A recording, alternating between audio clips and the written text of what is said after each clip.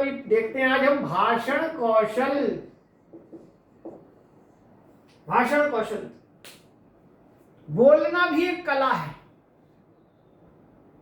और बोलने की प्रैक्टिस भी आपको होनी चाहिए। पता होगा आपके पास बहुत अच्छी नॉलेज तो है, लेकिन आप टीचर बनने जा रहे हैं, क्या होगा? बोलना ही नहीं आता, यूं जाके खड़े हो जाएंगे, बच्चे पढ़ ले, तू ही पढ़ ले, चैप्टर खत्म कर लाना आंसर।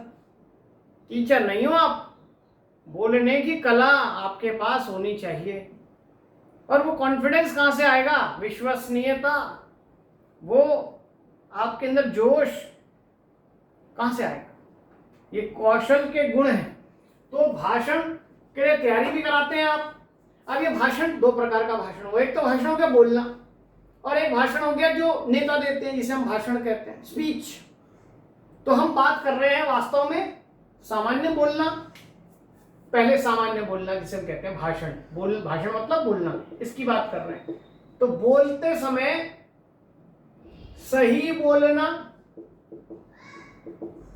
अर्थपूर्ण बोलना, प्रभावी बोलना, प्रवाही बोलना, ये भाषण के गुण हैं। आप कभी भी बोलते हैं तो सही बोलें, अर्थपूर्ण ढंग से बोलें, मीनिंग ही नहीं पता क्या बोल रहे हैं ऐसा ना हो, प्रभावी हो वो बोलना और फ्लो में हो, रुकाव ना आए कहीं पर, दोहराव ना आए कहीं पर। ये तो एक सामान्य बोलने के गुण हो गए। अब हम जिस भाषण की बात कर रहे हैं, स्पीच की, वो कैसा होगा? आप बच्चों को तैयार कराते हैं, गणतंत्र दिवस पर भाषण देना है किसी ने स्कूल में, शिक्षक दिवस पर किसी को भाषण देना है, वो कैसे बोले? तो शिक्षक दिवस पर भाषण कैसे दे? मान लीजिए बड़े बच्चे छोटे बच्चों को टीचर बनकर भाषण देंगे, कैसे देंगे? तो उनके पास भाषण की कला ही नहीं होगी, तो फिर क्या करेंगे? फिर होगी मुश्किल, फिर होगी मुश्किल। इसलिए भाषण कौशल के लिए सबसे पहला गुण है उच्चारण की शुद्धता। क्या चाहिए? उच्चारण की शुद्धता।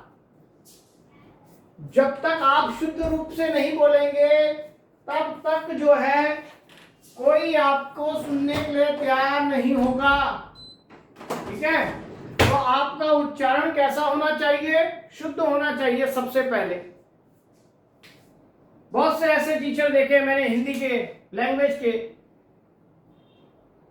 जिनके पास सब्जेक्ट की नॉलेज होगी, लेकिन जब वो पढ़ाते हैं तो उन पर क्षेत्रीय भाषाओं का प्रभाव होता है। अनुतान का उन्हें नहीं पता, बलाघात का उन्हें पता नहीं, कोई उच्चारण के नियम का पता ही नहीं। उनको सिर्फ ये लगता है कि मैं बोल दूं। बोलने भर से काम नहीं चलता है, प्रभावी ढंग से बोलने से काम चलता है। आप देखिए, एक की स्पीच है सोनिया गांधी की स्पीच और एक है नरेंद्र मोदी की स्पीच, तो दोनों में क्या अंतर दिखाई देगा आपको? सोनिया गांधी जब बोलेंगी तो उनका ध्यान पढ़ने पर रहता है कि मैं शब्द सही पढ़ लूं, बस। शुद्धता तो भाड़ में गई। कहीं ऐसा ना हो मैं किसी चीज को कुछ और पढ़ लूं, क्योंकि वो जो पढ़ती हैं उनका लेखन ऐसा होगा, घर लिखा है तो ऐसा लिखा हुआ होता है उनके पास रोमन में, उसको जोड़ के पढ़ती हैं। अब वो उनके ऊपर एक्सेंट का प्रभाव है विदेशी, तो घर को घर बोल देंगी, लेकिन जहां ताड़ना बोलना है तो इसको क्या बोलेंगी? तारना। अड़ा बोल ही नहीं सकेंगी, उच्चारण है ही नहीं। तो अगर वो कोई संजीदा बात कर रही हैं, गुस्से की बात कर रही हैं, आक्रोश व्यक्त कर रही हैं, लेकिन उसमें प्रभाव नहीं होगा। क्यों नहीं होगा प्रभाव? उच्चारण शुद्ध नहीं है। कई बार उच्चारण गलत हो जाता, खुद ही हंस बैठेंगी, तो फिर क्या होगा? वो गुण चला जाएगा। जहां हंसना है वहां से भाषण में, जहां मुस्कुराना है वहां मुस्कुराइए, जहां बोहें ताननी है वहां बोहें तानिए। तो भाषण में पहला तो उच्चारण की शुद्धता ध्यान रखनी होगी। अगर आपको लगता है ये शब्द आप सही उच्चरित नहीं कर सकते, छोड़ दीजिए उसे, छोड़ दीजिए, आप दूसरा शब्द लीजिए। प्रवाह पर ध्यान रखना है, लेकिन प्रवाह से पहले ध्यान रखना है किस पे? प्रभाव से। आप प्रभावी ढंग से बोलें, ऐसा ना हो कि जल्दबाजी में आप इस प्रवाह में सब कुछ बहा दें, सारे व्याकरणिक नियम बहा दें, उच्चारण की शुद्धता को बहा दें, प्रवाह होना चाहिए, गति बढ़ाइए, लेकिन गति से पहले प्रभाव का ध्यान रखें। श्रोता को ये ना कहना पड़े कि क्या कहा। कई बार आपने देखा होगा क्लास में भी टीचर डिक्टेट कराती है कुछ, तो बच्चे, सारे तो नहीं लेकिन कोई एक आध ऐसा कह सकता है, मैम क्या कहा, मैम एक बार रिपीट कर दीजिए, या तो लिखने में स्लो है।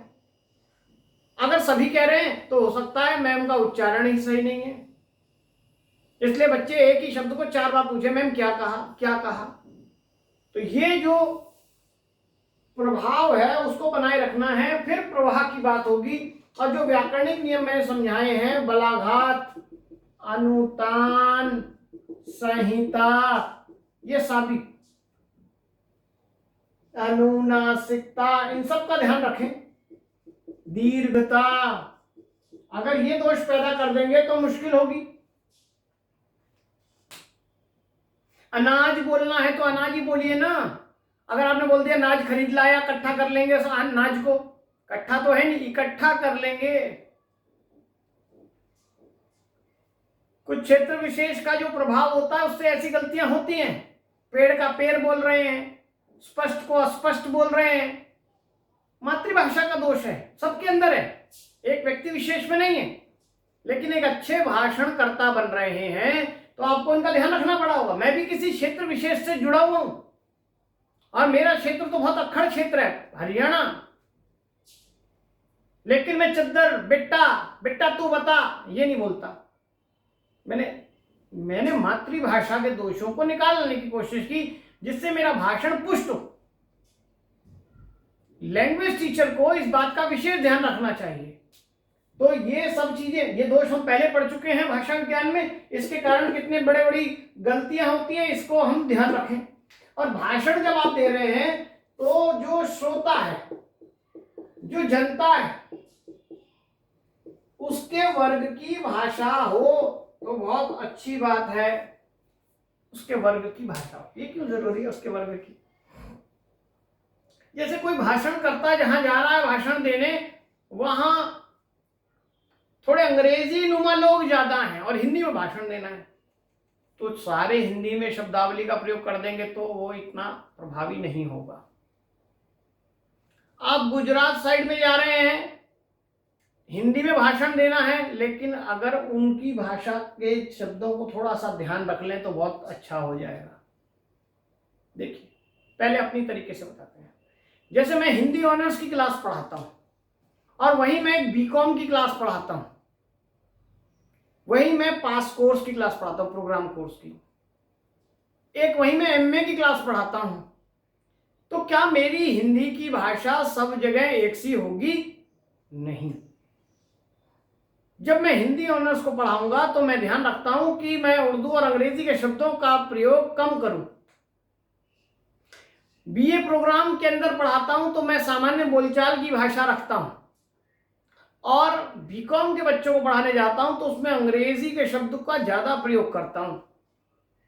अगर मैं अब ये बदल दूं आपस में तो क्या होगा? किसी को भी मेरी भाषा, मेरे द्वारा बताया गया विषय समझ में नहीं आएगा। क्लियर हो गई सारी बात? इसलिए श्रोता या जनता के वर्ग की भाषा को ध्यान में रखना होता है। कई नेताओं को देखा, इसलिए मैंने कहा अगर कोई नेता गुजराती नहीं है लेकिन वो गया गुजरात में भाषण देने, तो जाते ही पहले नमस्कार दोस्तों नहीं बोलेगा, नमस्कार मित्रों नहीं बोलेगा, भाइयों और बहनों नहीं, क्या बोलेगा? केम छो, मजा मत छो, इंटरेक्टिव, जुड़ने के लिए। ठीक है, राजस्थान में चला गया, खंबा खड़ी शब्द चलता है। तो कई शब्द बीच बीच में ऐसी जरूरत होती है। उसके साथ साथ शब्दों के साथ साथ भाव भंगिमा, यह भी बहुत जरूरी है। एक्सप्रेशन, केवल आप बोल रहे हैं और एक्सप्रेशन के साथ बोल रहे हैं, लेकिन वो एक्सप्रेशन ओवर एक्ट नहीं होना चाहिए। जो भी बताया मैंने, देखिए देखिए, ये सब एक्सप्रेशन ओवर एक्ट है। जो बात कहनी है आप सीधे खड़े होकर भी कह सकते हैं, लेकिन भाव भंगिमा कैसी होती है? जो शब्द के साथ साथ आपके भंगिमा को जोड़कर, एक्सप्रेशन को जोड़कर प्रभाव डाले। देखिए, जैसे मोदी भाषण देते हुए एक शब्द कह रहे हैं, ये शब्द। अब इसको कोई सामान्य बोले कि जीजा जी ने देश को लूट लिया, जीजा जी ने देश को लूट लिया, ये शब्द है। अब इसको जिस ढंग से कहना है, ये जीजा जी जिसे कहा जा रहा है वो कौन है? रॉबर्ट वाड्रा है। अब उसका नाम नहीं ले रहे हैं, बिना नाम लिए बात कहनी है, इसलिए क्या कह रहे हैं उसके लिए? जीजा जी। अब जीजा जी कहना कि जीजा जी ने देश लूट लिया, ये कह देते तो शायद इतना इंपैक्ट नहीं है, लेकिन कैसे बोला? जीजा जी।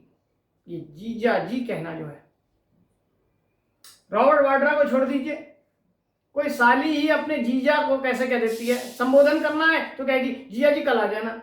अच्छा जीजा जी आपने देखा नहीं, लेकिन अगर जीजा जी को छेड़ना हो तो कैसे कहेगी? जीजा जी।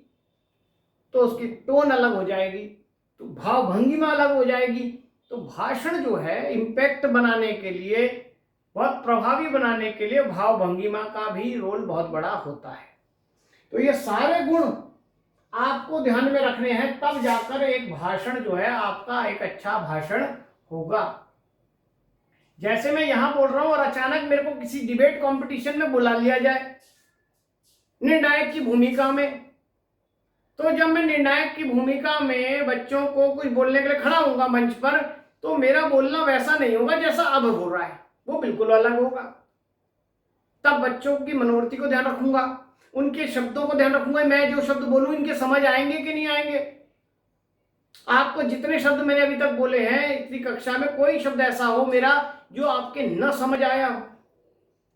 नहीं होगा। अगर मैं बोल दूं तो फिर तुरंत पूछोगे सर कल आपने एक शब्द बोला था, क्या था इसका मतलब? तुरंत बोलोगे, क्योंकि वो आपके सामने नहीं बोलने का था, वो एक अलग जगह बोलने का होगा। तो बच्चों के सामने बच्चों की भाषा, उनके हिसाब से उनकी भावभंगिमा, ये सब चीज काम करती है। तो भाषण की एक अपनी कला है, और वो कला भी आपको बच्चों को सिखानी है, इवन आपको अपने अंदर भी उतारनी है। इसलिए, और आपको वही भाषण लिखकर देना हो तो कैसे रखें, ठीक है? इसमें भी जो वाक्य संरचना होगी वो कैसी होगी? छोटी होगी, इस बात का ध्यान रखें। बड़े बड़े वाक्य होंगे तो उसे बोलने में बहुत दमखम चाहिए, बहुत हिम्मत चाहिए, याददाश्त रखनी पड़ेगी अगर रटकर जा रहे हैं तो, क्योंकि भाषण बहुत लोग रटकर जाते हैं, बहुत लोग देखकर पढ़ते हैं, कुछ लोग डायरेक्ट बोलते हैं।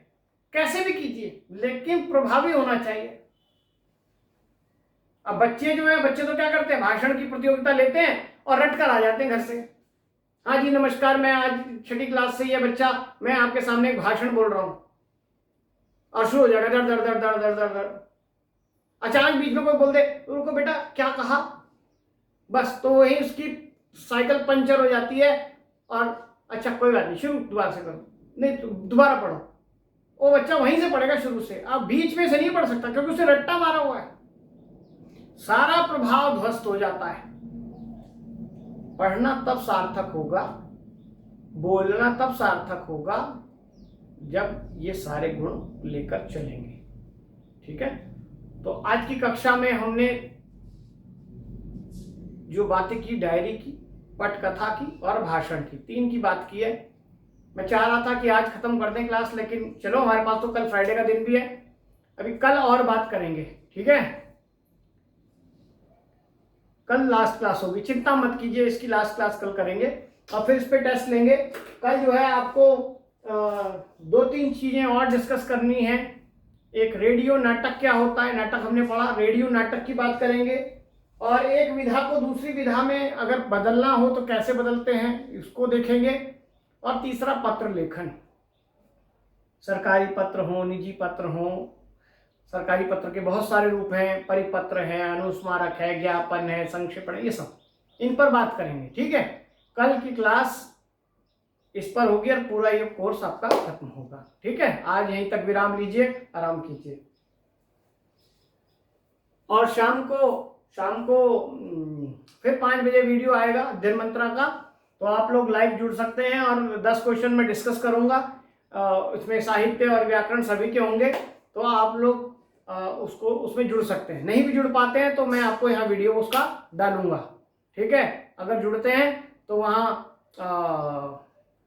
थम्स अप मत कीजिए, मेरा नंबर, फ़ोन नंबर जो है ये वहाँ जरूर डाल दीजिए चैट में, ठीक है। धन्यवाद।